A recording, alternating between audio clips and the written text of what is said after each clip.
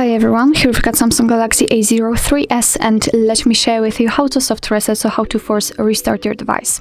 So if you've got the situation that the device do not respond to any touches or swiping, then you can force restart it in order to reset it, and it will probably get back to its normal state and the screen will respond.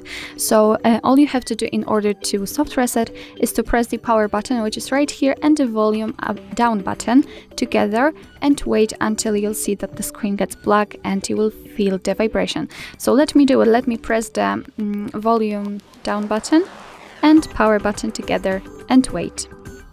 And just, that was a misclick. Again, let me do it again. And ignore this, because let's pretend that you cannot touch anything. And as you can see, the screen gets black.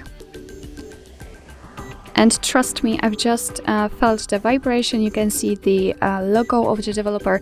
So it means that we just successfully reset the device. It will be restarted, and after that the screen and actually the device should get back to its normal state. So actually this is it. This is how to soft reset, so how to force restart your Samsung Galaxy A03s.